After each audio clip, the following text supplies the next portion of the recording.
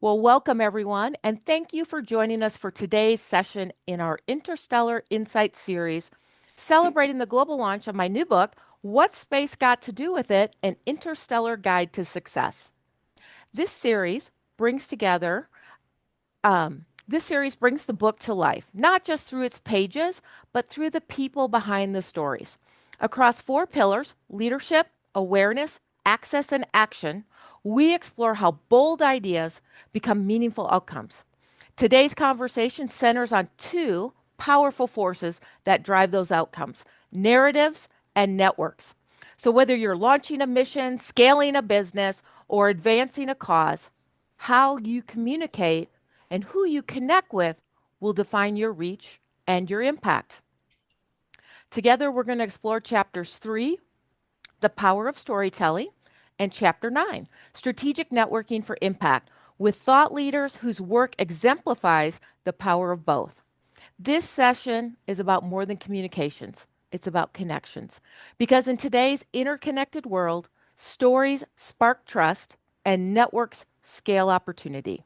To help us dive into these insights, I'm honored to be joined by three extraordinary leaders whose journeys span diplomacy, technology, public engagement, and space exploration. Their stories and strategies will inspire you to amplify your voice, build your circles, and lead with purpose. So, to jump right in, I'm so honored and excited to introduce Anna Rudolewski, a global powerhouse and building ecosystems that empower, elevate, and connect. She's the founder of Women Tech Network with over 150,000 members across 179 countries. Anna has redefined what strategic networking looks like in tech and beyond. Her leadership spans platforms like Coding Girls, Executive Women in Tech, and Women in Tech Global Conference. Initiatives don't just convene people, they create opportunities at scale. Anna, thank you so much for joining us today.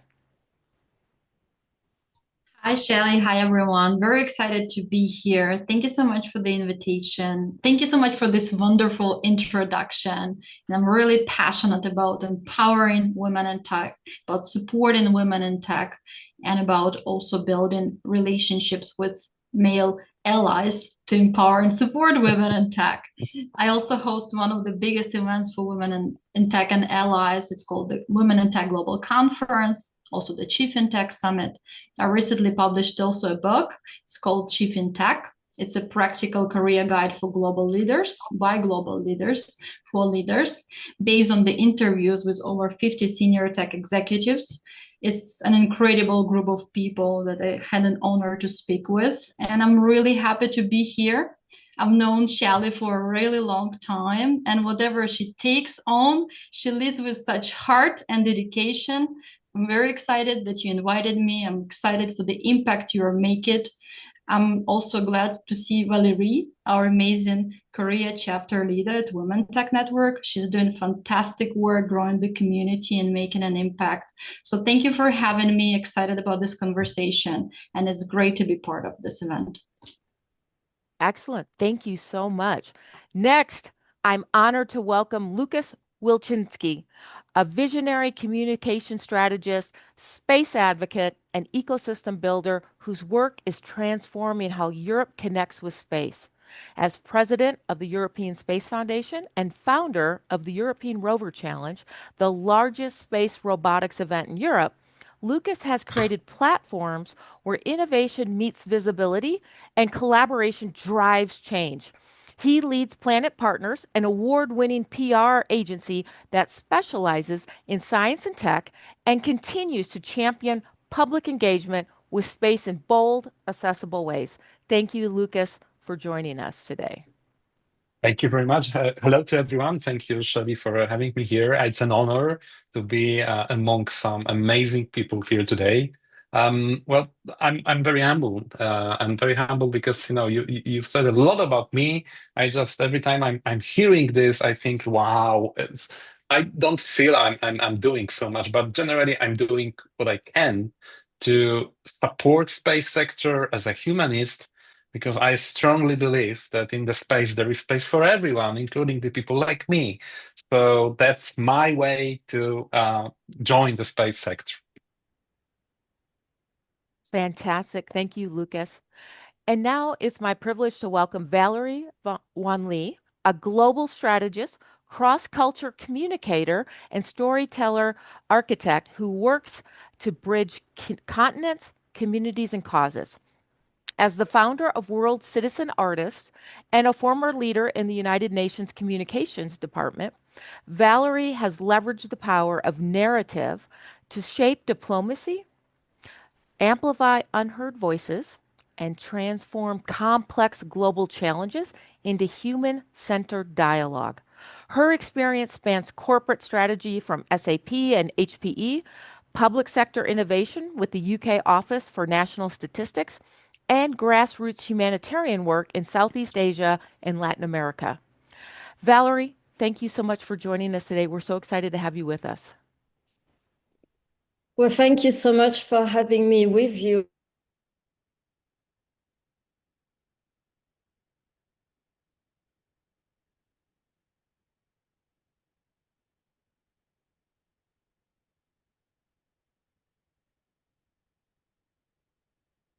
Uh-oh. So I wanted to say a big thanks for having me here today.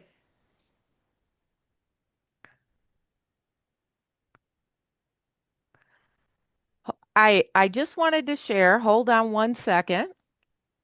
We had a minor glitch, Valerie. Would you mind sharing your introduction one more time? Yes, I wanted to say a huge thanks for having me here. I feel honored when I see all the profiles of the people in this room. I actually feel very small and I don't feel like I have anything to teach, but more to learn from all of you. However, I will try my best and thank you very much for inviting me today. Well, thank you so much. And those are amazing introductions, and all of your journeys are so inspiring. So, the first question I want to ask, and that our audience will want to hear, is would you share a little bit about your journey? How did you get to where you are? And some of this is already in the book, but I know that each of your journeys is so inspiring. So, Anna, I'd love to start with your journey. Thanks, Shelley. Absolutely happy to share more about my journey. So when I think about my leadership journey and reflecting on it, I realize one thing that my mom played a really huge role in it. She was the biggest role model for me. She taught about that leadership, it's about purpose, doing the right thing, of course, about consistency, even if no one is watching. And that's really shaped the way I show up in this world. And one of the pivotal moments for me was, and I shared also in the book, was at one tech conference. I was so excited to be there. But when I looked around, I was like, where are all the women? And that just didn't feel right because when you look around, like the tech world is so exciting and it shapes every single part of our life, right? The way we work, the way we lead, the way we do our day-to-day things. And I was like, women cannot be excluded from this, from this progress. So I was like, I thought to myself, if someone is doing something about it, what can I do about it? And that's how I started doing my research. I started checking out different organizations, and I started as I put it, I got passionate about the problem, and I thought, why don't I do something? That's how I started Coding Girls. And that began with small free workshop for girls to learn coding, digital skills, to get them excited. But what I realized, it was never just about tech. It's also about sparkling confidence and showing them that they belong in that space, that they belong in tech, that tech is for them. And what I later realized, we were doing things for Coding Girls. What I realized that women already working in technology, they also need support. But women don't want to be called girls, right? And women and girls are two different things.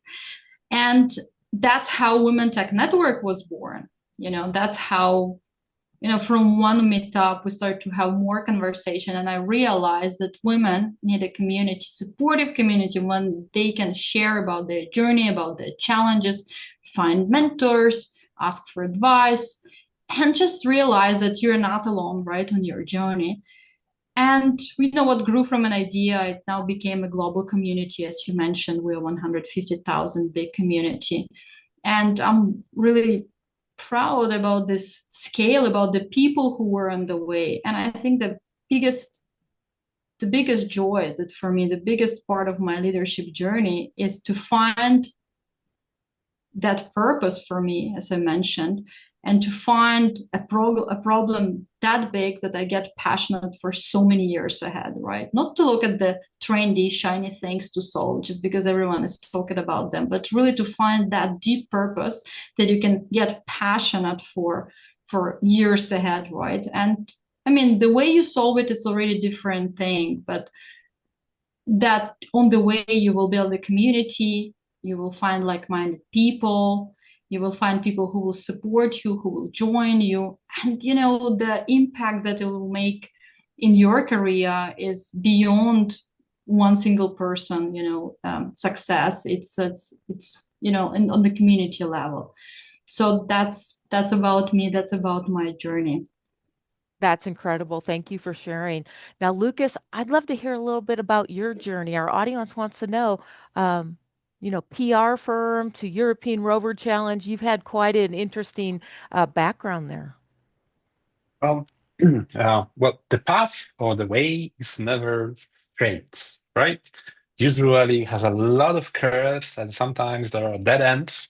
So actually, this is how my way to the space sector, to leadership in the space sector looks like. Uh, Actually, it started in my childhood because during my childhood, I remember that one day I borrowed the VHS tape. I don't know if the audience will know what it is.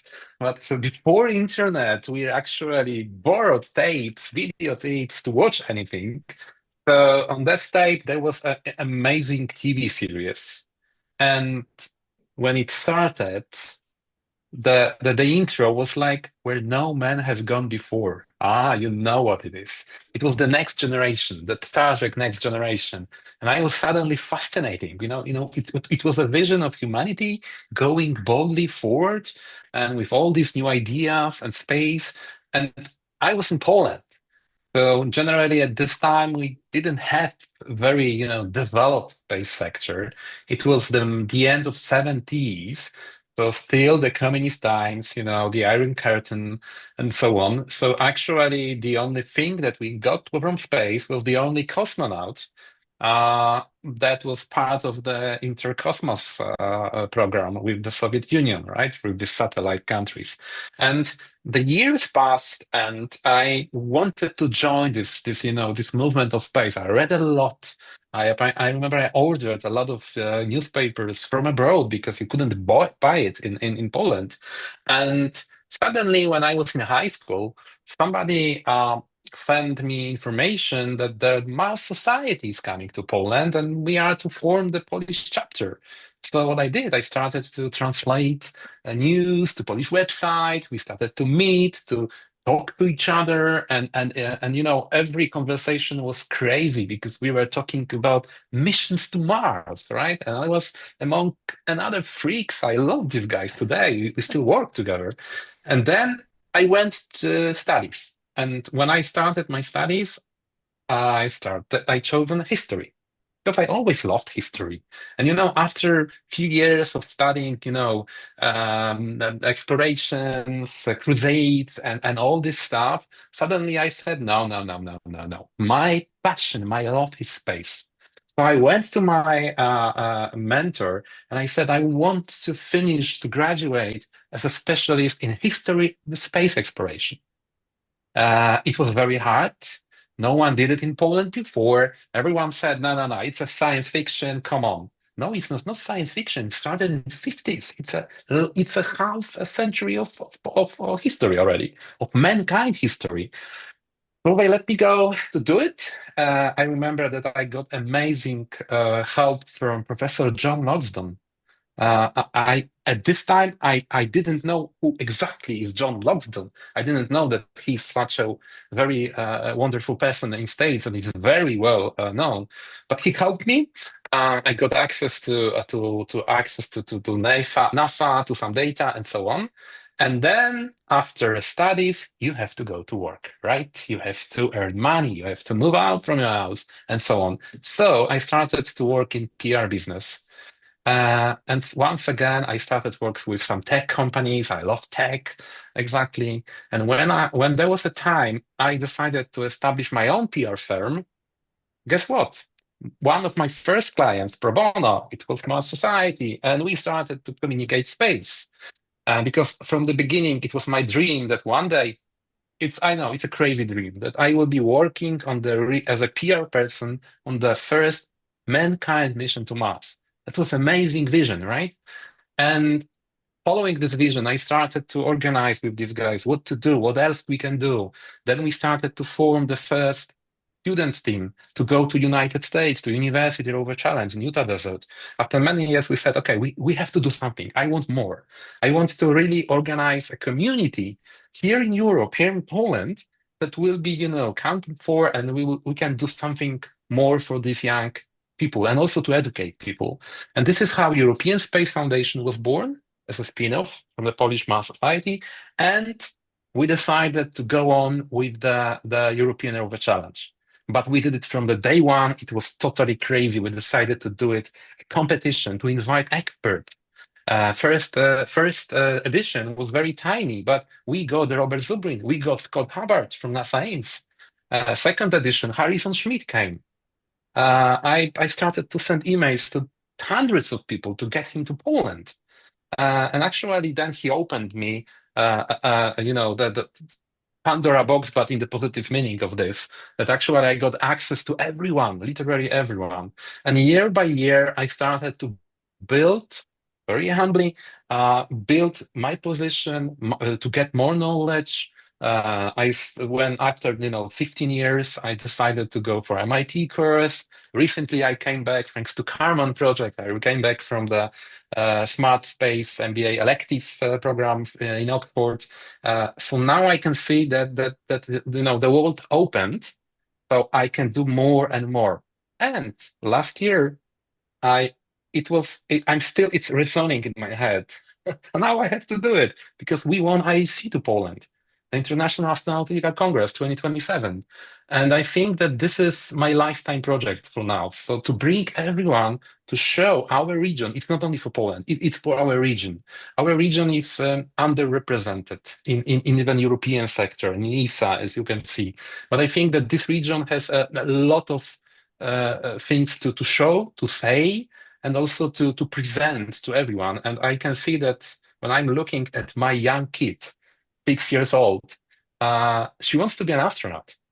Well, that's me, but having totally different opportunities right now, right? So I can make her life easier and also hundreds more because Robert Challenge is open to everyone.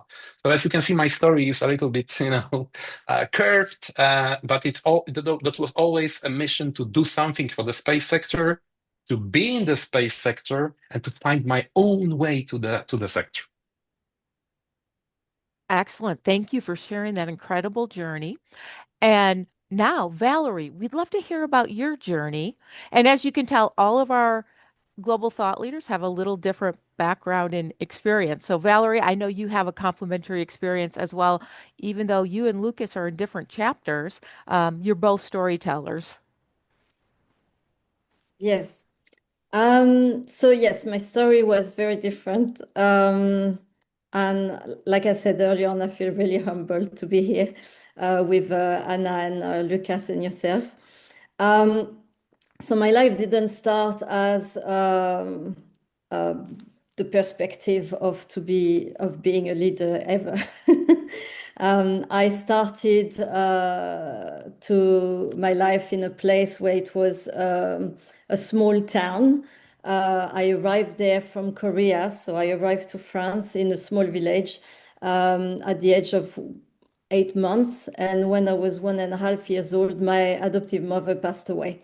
So the start was not easy because I had a father who was an adoptive father who was working in a factory. So we started with a lot of debts and at the bottom of the food chain.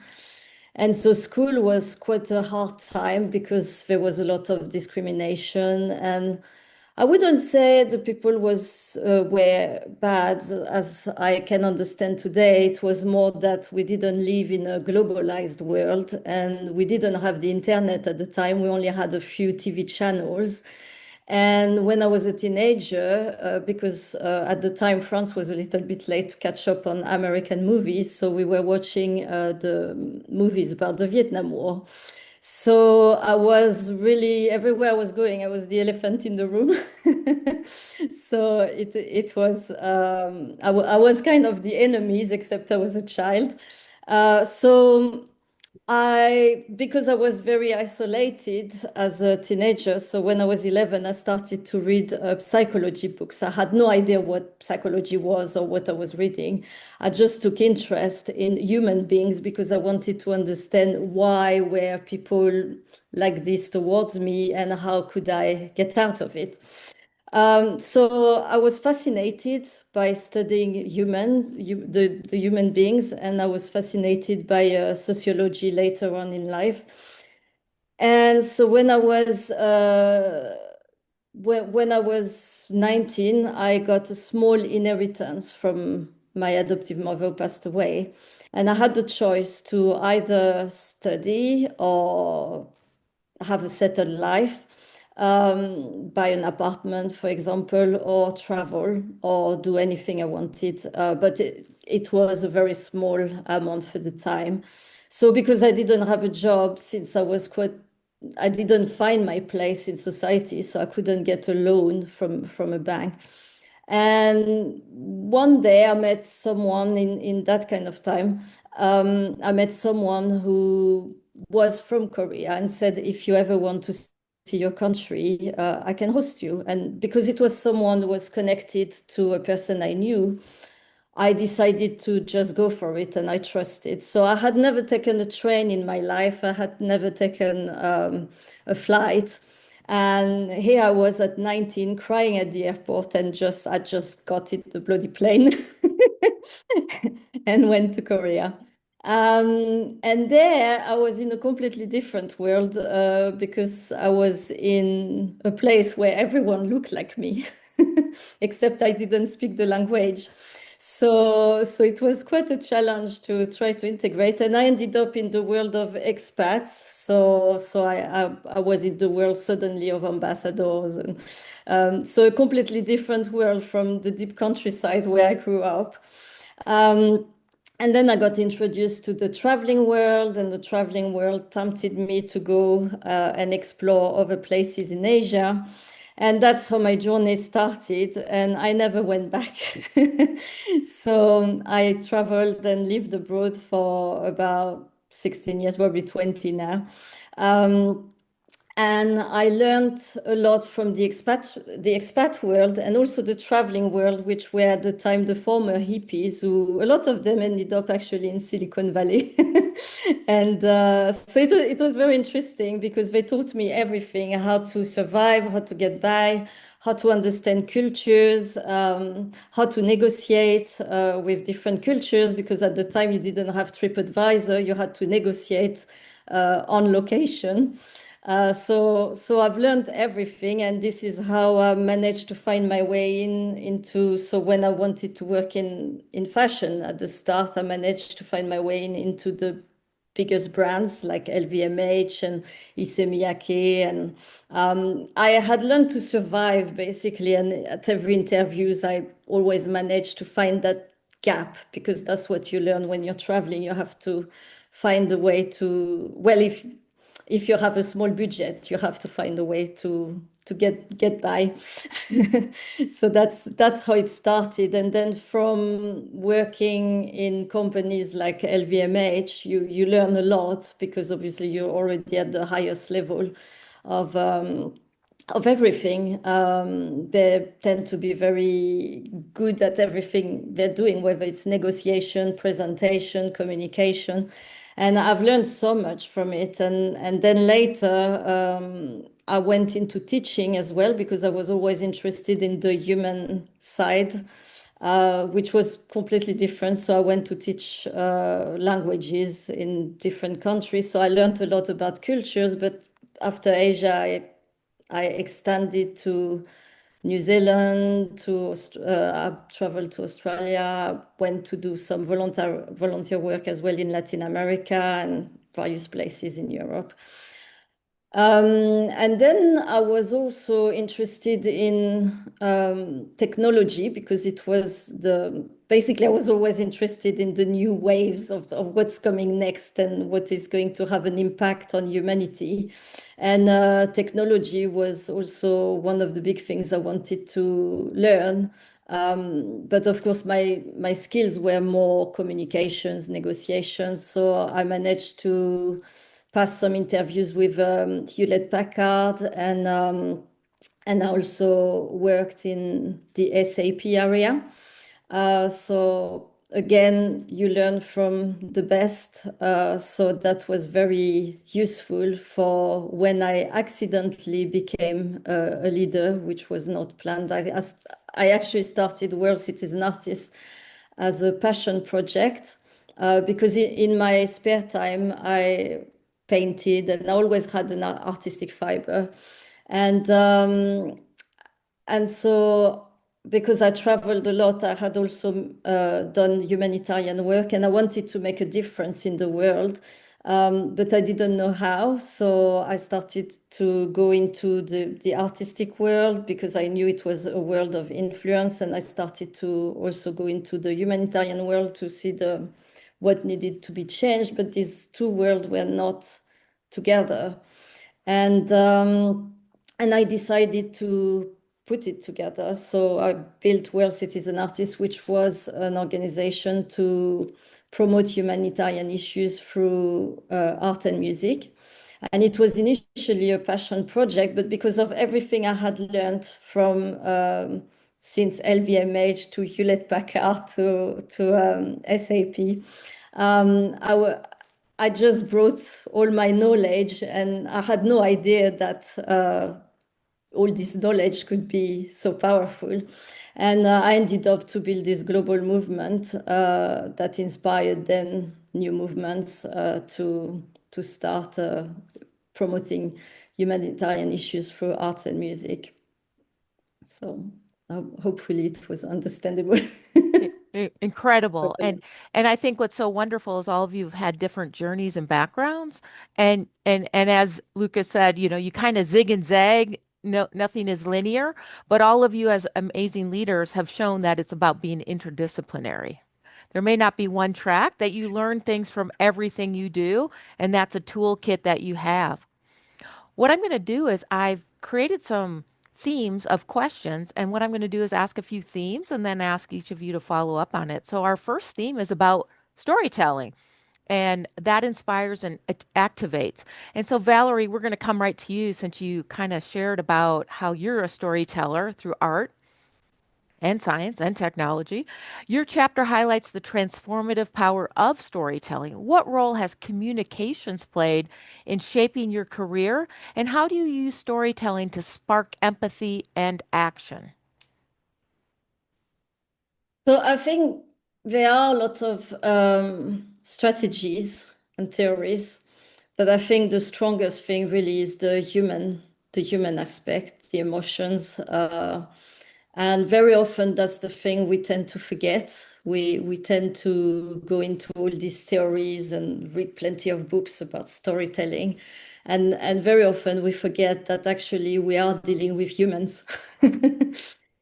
And the way you tell your story is to understand who you're telling it to and to understand what impact you're making on that person. So to understand your audience, you have to listen to your audience.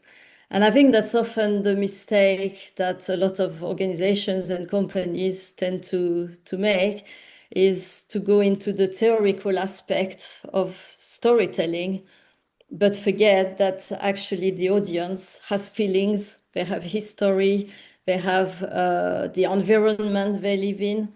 And to be a good storyteller is to first to be a good listener, I would say.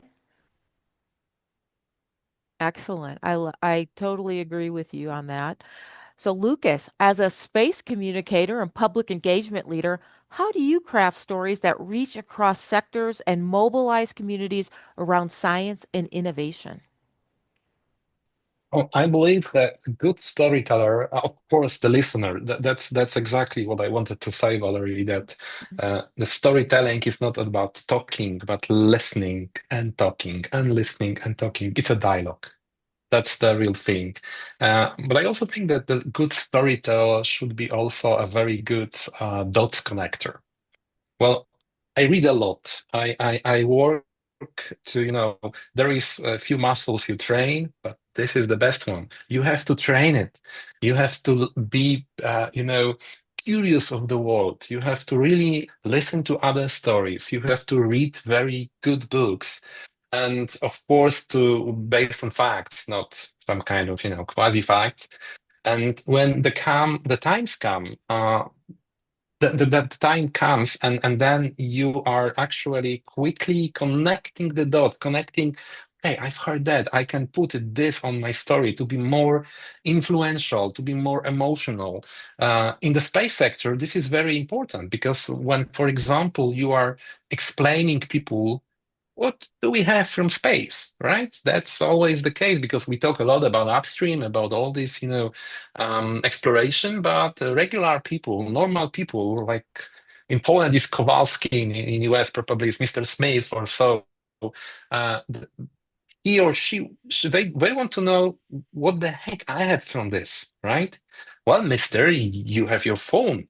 Well, you can pay by card, right? So suddenly you have to remind all the cases of successful, technology transfer or data usage on Earth, and to bring these amazing stories to the audience. When you talk to the financial directors, I had this lecture a few months ago. Then I had to find a brilliant investment stories, right, with a great ROA and so on. So actually, it's to know, always know your enemy, right? So you have to know your audience, who they are actually, and always as a storyteller, you have to find a place in your building your story for questions. Questions are the most important thing because when you're hearing the questions and the questions are very deep and very sophisticated sometimes, that means that they listen to you very carefully. Actually, as you can see, I'm talking about live speaking, for example, because I prefer that than talking through the screens or writing. Because I believe, as Valerie said, like human to human, that I feel the best on the stage. This is where I have an audience and we can speak, we can and talk, and I can give my passion to people, even if it's like 1 hour speech or 6 hour like lectures. I have something like this in Poland, 6 hours. I'm speaking about space for 6 hours. And this is a discussion. And of course, I always say people, don't be afraid to ask. Remember, there are no stupid questions. That can be only stupid answers coming from the lecturer. So that's what I learned when I had toughest the toughest audience I have ever had. Imagine that you are standing on the stage and you have like 300 of 5 years old kids asking you if it's true that Haribo gummy bears are living on Mars. And then you have to answer to these kind of questions and made a story about how they will find out by their own by becoming an astronaut in the future, or engineers, or scientists. So you have to be very, even if you prepare your story, you prepared your slides, you trained a lot, right, for the TEDx also. Nothing will prepare you for such a question. So you have to be very flexible as a storyteller. I love that. And my favorite is always the questions as well, getting the questions and being able to uh, include those. Now we're going to switch to another theme, which is about building strategic networks for impact. Anna, you've built global communities across tech and entrepreneurship. What principles guide your approach to strategic networking?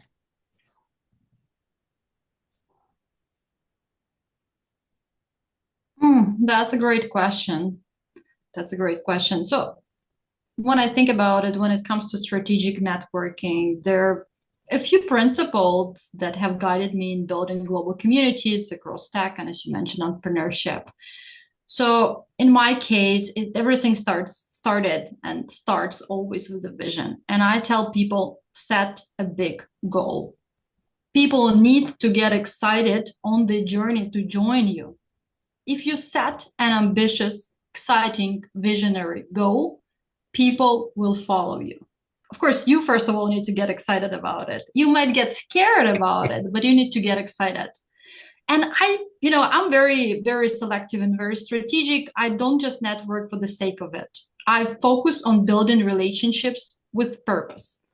And what I mean by that, I ask, what kind of impact can we create together? What kind of impact, what kind of bigger impact can we make together?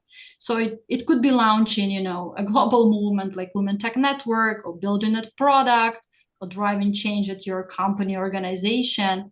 And I believe in aiming high and then backing it up with action. Again, you need to get super excited. And I'll give you an example. So when we pivoted into virtual first global conference, we set a very ambitious goal. Like I was excited. I was thrilled about that goal. Every time I was sharing it with people, I was absolutely thrilled. I don't know if, and that goal was to unite 100,000 women in technology. It was 2020. It was COVID. It was such an extraordinary, challenging times, but we realized that it's actually a pivotal moment for us. While everyone canceled their events, the need for supporting, empowering, uniting women in technology didn't disappear. It actually became more relevant than ever. So we set that ambitious goal, and then we started to reach out to people. So my number one principle is offer value first.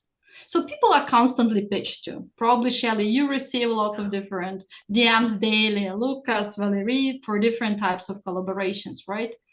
And since we have just 24 hours and we want to live to have a quality lifestyle, we have to be selective. So people are, whether intentionally or unintentionally, asking, what's in it for me? What's in it for them? That's a question you need to be answering, right? So whether you're reaching out to a speaker, a partner, potential collaborator, and I ask myself, how can I support their goals? What can I do for them? What value can I bring them? And that's one of the principles I also share in my book, and that's the principle that I live daily. I see that people make these mistakes when they go to a networking event. They think, so what can this person do for me, right? And what they need to be asking, how can I help this person? So you have an interaction. Maybe this person not completely relevant for you, but because you just mentioned listening. So if you listened intentionally, carefully, you would be like, I actually should connect you with this person, or actually, I know this and that thing that would be relevant for you. Have you tried this app? Have you tried this solution? Do you know this person? I could connect, I could facilitate an introduction. And I think that best relationships, and not I think, I know, I'm convinced, I live that, build on mutual growth, not transaction. So this thing, when you go somewhere, you get something, and that's like done. This is not what you want to be investing your time into, right? You want to build relationships that will help you grow, and it will help other person grow. Other person grow, help you grow. So it's a win-win relationship. And sometimes it's given more than you would expect to take, and that's also fine, because it will come back to you in lots of unexpected ways. And number 3 is always follow up. Always follow up. So people are busy. Like that first message that you send, it just might get missed. The second might come at bad time. Someone got sick, you're traveling, you literally don't have time, you're in back-to-back calls the whole day long. But if the intention is genuine, if you really want to connect with this person, following up is a form of respect. And I remember one specific case that I want to share. there was one woman, and she wanted to collaborate with us. Was that time was Coding Girls, and I think she wrote me around 3 to 4 emails until I responded. And she wrote me on LinkedIn, on email, out through our office email. I was like, okay, she's very persistent, and actually we ended up having a great collaboration. So it paid off, and it kept following up shows that you care, that you're committed. But I don't mean like unknowingly follow up, send 10 emails. That's not what I mean. Like, when it's time to step back. But I mean, sometimes people just will miss your and try different sources, right? If you wrote on LinkedIn, wrote to their personal emails, try their company email, try to maybe inquire if they maybe have changed the email. So if you really want to connect with them. And then as a great principle of strategic networking is also build a diverse network. And very often I see this. People reach out to one person and they really like hope that that person will help them. Well, it doesn't work this way. That person might be really busy with an important project, with a sick child, with an aging parent, and they cannot commit to helping you.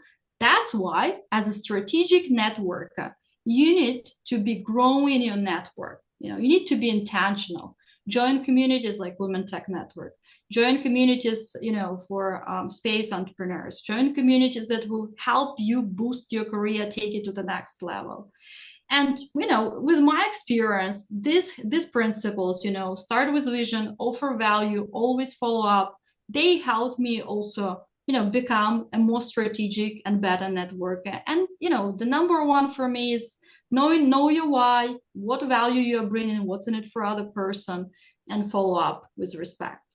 So these are the principles that help me also grow, and these are the principles that I see have been successful in different ventures that I've started. That is fantastic insight. Thank you, Anna, for sharing that. And I totally agree. For anybody who knows me, I try multiple communications. You might get a WhatsApp, you might get an email, you might get a LinkedIn. So knowing to continue to follow up is important. So I loved how you highlighted that. And what are people's preferred ways of communicating? Some people there are so many ways now it can be Right. overwhelming. There's Slack, there's Teams. And so you need to understand that some people might use different forms of communication as their primary communication manner. So I loved how you highlighted that, Anna. Valerie, your work has connected grassroots communities. This is so Oh, true, oh yeah. Shelley. Go ahead. Yeah, this is so true. What you said actually is really a great insight. You mentioned something really important, and I think the best question to ask, what is your preferred way of communicating, right? Do you prefer, some people give me a call. I had an executive that I was working with, and she was like, give me a call. So that email is not going to work. LinkedIn is not going to work. Just give her a call. But of course, it depends on the stage of the relationship you're at. Absolutely. I'm getting back to old school, actually, where I almost prefer just to pick up the phone and call you because it's quicker just to call you and have a 10-minute conversation than it is to try to spend an hour trying to figure out when we can talk. So I'm actually going back to old school. Where people actually talk on the phone. Anyway, I'm going to pivot now. Thank you, Anna. That was fabulous. I think that was some really good insight. And I know, Lucas, I could see you smiling and nodding because I know you're a great communicator. But Valerie, your work has connected grassroots communities. I mean, you talked about the hippie community, the artistic community, grassroots in Latin America, but you've also connected that with global institutions. What's your approach to building trust and meaningful networks across these cultures? Well, we're writing a book about it at the moment, and hopefully I get it finished this year. So this book is about social context, impact, and how to make it global. And very often, I've seen in many organizations and individuals where they start with global, then they try to make an impact, and then they realize we've missed the social context. So I'm trying to explain this in a broader context. That most important thing is to understand the social context of the area, the region, or even the industry you're dealing with. For example, the tech industry is not going to be dealing with things the same way that the political industry will be dealing with things, but they can connect because they need each other. And all sectors now need each other. The art industry is needed in the tech industry as well because we need creativity, for example. So all sectors cross each other and all cultures cross each other, and it's become in a way simpler because it's become more, the world has become more global, but it's also become more complex because although we're using the same tools and the same language, because now most people use English or AI to talk with each other, but the differences are big and are actually bigger because we can speak the same language, and then the culture gap can get bigger because there's more misunderstandings that can be created as well. And very often people think, oh, because we speak the same language, it's fine, we all understand each other. But in many ways, I mean, I've been in many situations where people think they understand each other, but they don't even mean the same thing. Like, for example, just a simple thing between two close cultures, between France and Britain, you just a please will have different meaning. In some context, a please can be politeness. In a French context, if it's placed in a certain way, it can be bossy. Or in Asian context, looking at someone in the eyes can be rude if you're not respecting the hierarchy, or just crossing your legs, or the way you're going to try to negotiate. For example, in America, if you are louder, it's a sign of confidence, and people will trust you because of that. In Korea, for example, if you are louder, it's a sign of lack of self-control. So cultures can be very misinterpreted. While everyone means well, it can be misinterpreted. And very often I've tried to help or be the bridge between cultures. And it can be very challenging sometimes because it's there is what we are brought up to think and to believe in, and and the logic that we have is our own logic, and we presume that because someone smiles or someone laughs with you that they understand the same thing, but very often they don't. um, and this is the big bridge that I think needs to be built. And then of course there is also the situation in each countries. So for example, some countries need to recruit because they have like an aging population, and some countries need to send their talent abroad, or so you know, when you understand this, then you understand how to communicate with different companies, with different, but if you don't understand it, you can create huge misunderstanding without even realizing that this is happening. And so dealing with different cultures, it's not just the cultures, it's the sector, it's the geopolitics, it's it's a huge amount of things to think about. So my advice that I would give is read about sociology, read about geopolitics, read about, but that takes time. So that's why there are a lot of challenges. But I think we are in some ways we are improving because of the technology. The technology can teach us, but we have to remember we are also at the very early stage of AI, and AI just remembers what we tell it. So there are some mistakes, and we all argue with AI sometimes, and when we argue with it, it then says, yes, you're right. And so there are some things I know about some cultures, and for example, AI will tell me, you can do this, and then if I say, are you sure? Then it will start to, and you have to give it reference. So it's still at the stage of training, so the cultural bridge is still something that needs to be worked on, and on the human level, but also on the technological level. Excellent insight. And I know for Lucas, he'll understand, I was in the US military, I was also in the space industry. Both of those sectors love acronyms. And I could say something to Lucas and he Yeah. would totally understand. And I could say to Anna and Valerie, and they would think I'm talking about something totally different because I use an acronym or a slang term that is used in the space industry. So, they call a rocket a candle. Let's light this candle. So, just a different vernacular. So as we pivot, I mean, great insight. Thank you, all of you. Anna, I mean, Valerie, this is amazing. Our next theme is going to be from events to ecosystems. So Lucas, through the European Rover Challenge, you've turned a robotics competition into a movement. What does it take to grow a network from a single event into an international platform for collaboration? Thank you very much for the question. So before I answer it directly, I just quickly, add something on top of Valerie told before. But before, it's exactly what I'm trying to do in my PhD, because I observed that the space sector is actually the only sector in the world that is not translocating the messages. Because usually a lot of other sectors are thinking about cultural differences, about technological level of development, how the country will react to the messaging, to the storytelling, and the space sector is going global.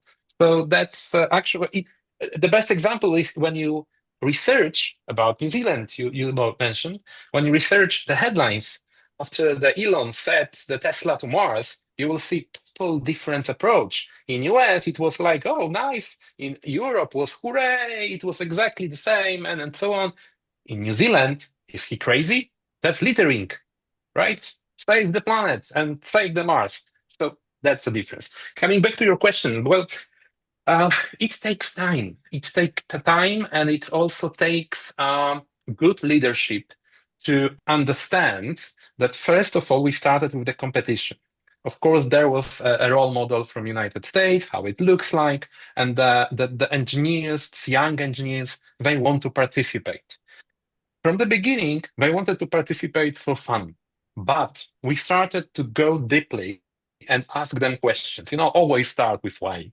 So we asked them questions why they coming, why they building these rovers coming from all over the world, except Antarctica, why they came and want to participate. So we had information, data, and the understanding on this data, that's real power because we understood that some of them want to go to the startup site. So they are, integrating themselves. Some of them, of course, wants to be hired. So they want to have visibility, right? Some of them wants to grow the network of their own because they are coming from different kinds. So they want to shake hands, they want to meet people, and so on. So then we started to think about other, events, some side events, how to fulfill what the core target of this project. Because without these students, if you take the students, there is no rover challenge. Because they are in the middle of this. They are actually the reason that we do this.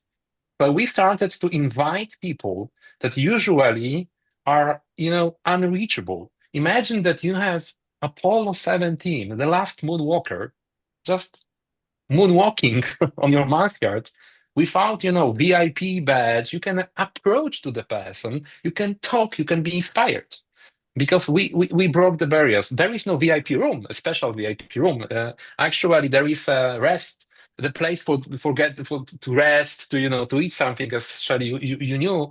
But generally, there is no division as usual on these big conferences that they are, they are separated. You have the regular ticket. It's for everyone. Space is, for everyone. So this is how we started, but. We all from the day one, we had a very straight vision of what we want.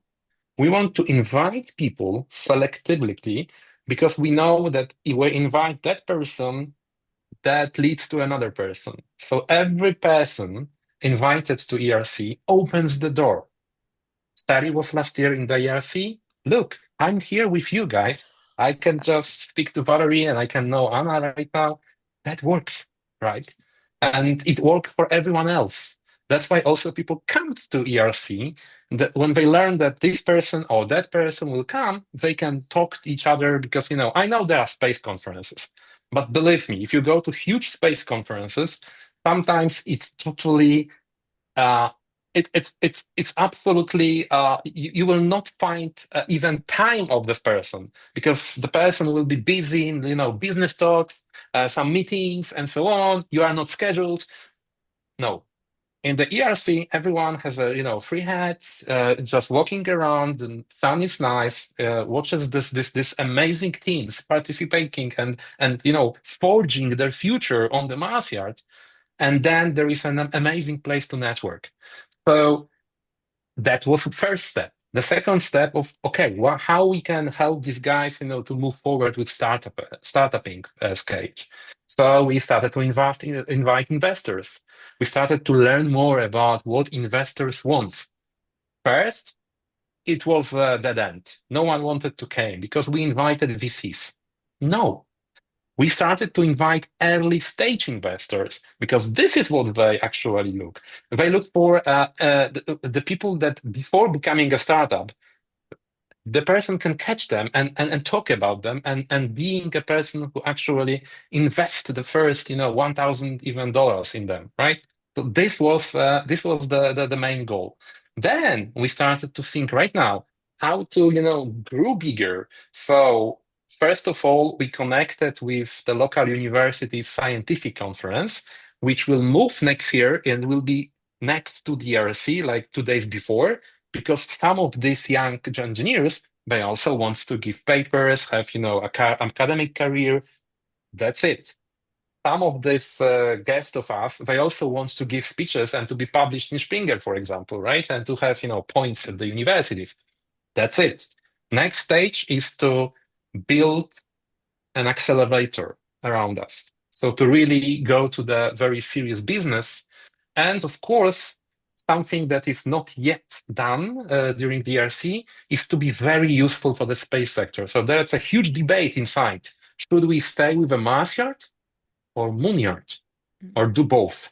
Because what will be actually the best, the quickest one to be implemented from the so this is stage by stage, but every time we had a brainstorm, I'm asking people, I'm asking even volunteers because the brilliant ideas are coming from volunteers. Every year we have this survey among teams because they are future engineers and they find solutions to our problems sometimes. So this is how we listening. Once again, listening. Excellent. Thank you so much. Anna, what have you learned about sustaining a community and momentum between large events? And how do you ensure those networks stay alive and meaningful long after the spotlight fades? That's a really great question, Shelley.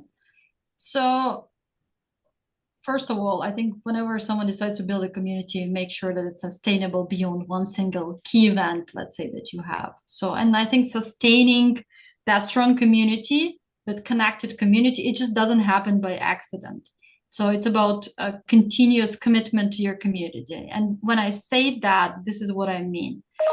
Every single week, we send our newsletter, our weekly newsletter to our community. Every single week. Every single week, we highlight our community wins on LinkedIn. We have our weekly community highlights. We literally call them this way. And this is our way, because there's so much happening in lives of our community, of our people. They get promoted, they start a new role, they got an award, and we want to spotlight that. We have this incredible platform, and we think, why not? What can we do for our community? So other people get excited, so other people, other women seeing, hey, this is possible. That's I could become, her one day. And this is both a visibility on a global scale for our community, and also opportunity for our community to connect with these people, get inspired, and also share this win. Sometimes it just feels like it's a small win, but it's actually a big deal, and it can be inspirational for other women. But it's even about recognizing that person, they feel like it's a big deal. So weekly updates, commitment to do something on a regular basis. And why it matters? Because you want to develop to have that continuity, you have to have the trust. So, and consistently is not enough. Of course, we talked about listening, and I cannot highlight the importance of it. So we listen to our community, we ask questions, we gather feedback, we do our research, we do our surveys, also internal and external. But internal, we ask them, what is your biggest challenge? What do you want? They reach out to us. We see if we are able to implement it now, or perhaps we need to take a few steps and then to see if we are able to implement it. And then, we listen, we ask questions, we process, and then we act.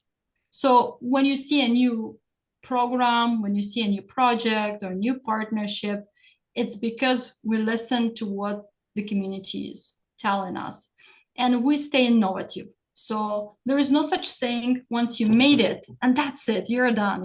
You became the largest, you become the number one company, organization, whatever you are doing. There is no such thing. You need to innovate constantly. You need to innovate, and it's a cycle of listening, learning, and growing together.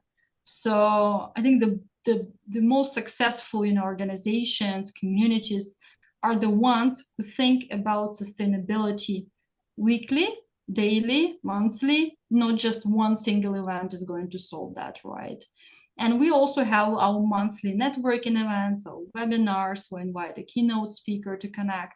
But I think one of the key kind of grounding moment for me, and I think about it every single week, is our weekly newsletter. Because in the newsletter, we talk to our community, we communicate with them, we share about our programs, about different opportunities to get involved.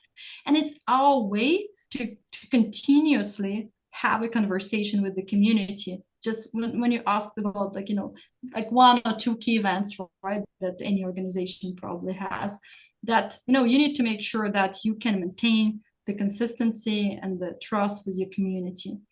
And one thing I want to normalize also, that it's also okay if let's say some community members, they were involved in the community and then they become less involved. That's absolutely normal.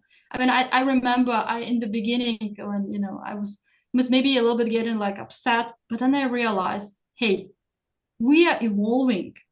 If they want to be growing outside, this is how it should be. And my goal for them is to keep updated, to update them, see if there is a way for us to make a bigger impact together. And I think that's a really great way to think about the community, and that's a really great way to also build partnerships. There's another person, they decide to go outside of your community, build something of their own. Can we collaborate together? Can we make a bigger impact together? Can we do something together? So that's what I'm thinking about, the community, sustaining it, and evolution of of the community members in the community. Excellent. And I do want to highlight, I have received your newsletter. I love the newsletter. You're having a job fair. I think it's great. So you do a lot more than the Thank community. You do you. job fairs, you promote people. Your newsletter is amazing. So everyone listening should sign up for the Women Tech Network newsletter. Even you, Lucas, it's not just for women. As Anna It's said, not just for women. Yeah. it's for allies. So Lucas, you need to sign up. I have two daughters. I have two daughters. So come on. Yeah, exactly. just I love that. Yeah. So Wonderful. this time has gone so quickly. So as we end, let's end on a spark of insight for our audience. In one sentence, what's one piece of advice you would give someone who wants to expand their voice or network but isn't sure where to start? Valerie, I'd love to start with you. Uh, I would say don't try to do it alone. Ex- It's- Excellent. you have to keep doing it with people. Otherwise, it's a one person or one small groups organization if you want to keep growing. And that's what I found amazing with Anna, actually. She opens up into experimenting and trying to grow the community. And I find this amazing. And sorry, I know it's just one, but I would like to credit Anna a little bit because she's been giving quite a lot to the whole community, and I've been witnessing it for years. And I would say also something that she has shown all along is humility. Many leaders feel too high to speak to people who are below them, or I mean, not below, but you know what I mean. And what I found amazing with Anna is, as busy as she is, she always finds room to respond, which is quite rare. And you too, Shelley, actually. You're the same. And Lucas, I don't know you yet, but I suspect that we have a very similar mindset. And I think this is extremely important because you never know what might happen. So keeping planting seeds and the door opens to everything is what helps growing a community, I think. Absolutely. Thank you. Lucas, what's one piece of advice you'd give someone who wants to expand their voice or network but isn't sure where to start? Well, first of all, I will start with myself. Because, first of all, you need to have an idea what exactly you want. Because there are a lot of networks, believe me, and it's tempting, and you can join that, and suddenly you will really sink in a lot of these networks, and you will still be upset that nothing is happening. So I will start with, even sit down, turn off everything you have around you, and think about it, what you really want. Uh, there is no I don't know. You can, don't break the barriers, fly high. Really, if you want to go to Mars or if you want to be the president of US, that's something to start from, right?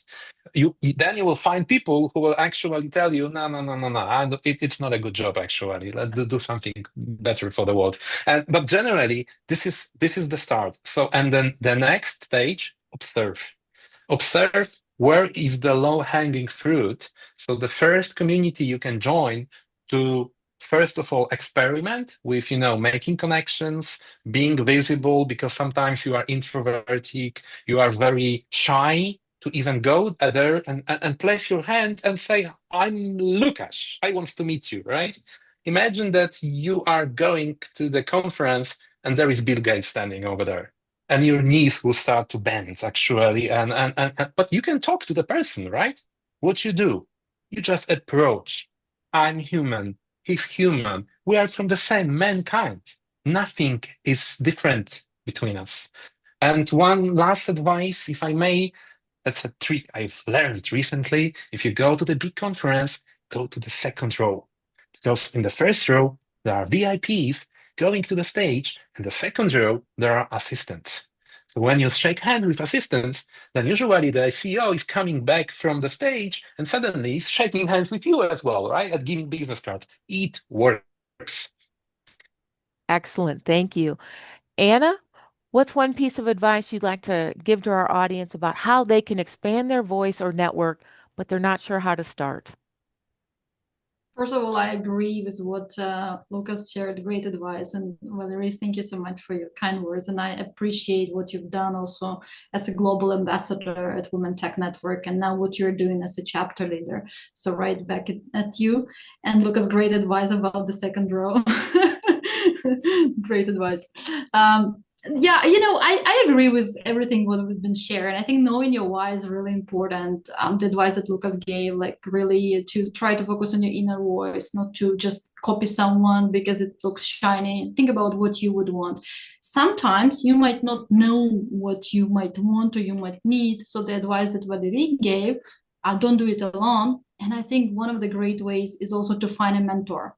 So if you can join like a formal mentorship program, I think this would be really great because that person has done something and they can, they walk the walk that you want to walk. So you can ask them for advice. This is really, really great. This is crucial. I mean, like mentorship, especially early in the career, is really important. And I think that if you can have, and I advise to have more than one mentor, but even that one mentor can make a really, really big difference. And one thing I would say is like, like that Nike motto, just do it. So just do it. Don't overthink it. Don't overanalyze it. I mean, I think set a deadline, I think some people, especially introverts, they might just, or people who want to find that one perfect community, one perfect event to go. It doesn't exist. I mean, you need to try out and see what you like, how you feel. Try out to go out of your to step out of your comfort zone, right? Like it might like I remember my first networking event. Like it was not completely exciting, was not completely comfortable. It's literally I was like, I don't know, like what to do, how to do. But then with time, I became so good at it because I know my why. I know why I go to that event. Or if if sometimes in a very different space that I expected, I ask questions. One of the best ways to network is not about having that elevator pitch ready made, right? So you just say what you're doing. It's about asking questions. People love talking about themselves. Once I was at this event, which is completely new, industry for me, and I was like, I don't know, all the people seem to be like much more accomplished than me. But instead of shrinking myself, I actually opened up and I was really, really curious. So I said, what are you currently working on? What are you passionate about? What brings you here? And I, you people were so it was first of all so refreshing, that no one is like pitching right at them. But it was also you could see that some people could talk for hours. Like I had to stop them literally. So I think that we are overthinking it sometimes, that there's just another human in front of us. You might learn a few tricks that really work well, like what questions to ask to have that elevator pitch ready. Because of course, it's when they ask about you, you don't want just to mumble and like to say I'm just I don't know, software engineer. I work in marketing, right? You need to take time to explain what you're doing in your own words, right? And then people, when they think about you, they will be already understanding what you're doing. And they want to connect, they will know potential why they should connect with you. So don't overthinking, just do it. Know your why. Find a mentor if you don't know where to start. Join a community so you can find a mentor. And yeah, iterate as you go. I think one of the biggest barriers is to feel like you need to have it all figured out. Like try things, see what works, and adjust as you grow. I might Fantastic. add Oh, go ahead. Go one ahead. thing. Uh, I think that sometimes you just have to go to these high level guys, high level people. And my example with Bill Gates, I think it's a very interesting one because you will also need to prepare yourself. So make some research before you go. Uh, and Anna said before to have a strategy, to have some kind of mission fit approach to this kind of events and the kind of networks. And if you, for example, want to ask a question about to Bill Gates, don't talk about Windows or Microsoft. Ask about climate change because this is actually, or the medicine. This is actually what he's in at the moment, and this will open up a whole conversation that you will never even think about, that you can conversate with Bill Gates about future medicine. So I think that research is very good because sometimes people have their own passions, and then you can find it this can opener for the great relations. Well, thank you, Anna, Lucas, and Valerie, for sharing your stories, your strategies, and your spark. Today's conversation reminded us that communications and connection are not just tools, they're catalysts. We've explored how storytelling can break down barriers, how networks can open doors, and how each of us has the power to lead by listening, creating, and connecting with intention. Whether through a well timed conversation, maybe with Bill Gates, a bold idea shared at just the right moment, or a community built from the ground up, like Women Tech Network or European Rover Challenge, impact starts when we reach beyond ourselves. I hope each of you watched feeling inspired, not just by what was said, but by what's possible when you speak up, show up, and support others on their journey. If today's conversation inspired you, I encourage you to explore more in What Space Got to Do with It, an interstellar guide to success available on Amazon. Until next time, I'm Shelley Brunswick, and I look forward to seeing you around the galaxy.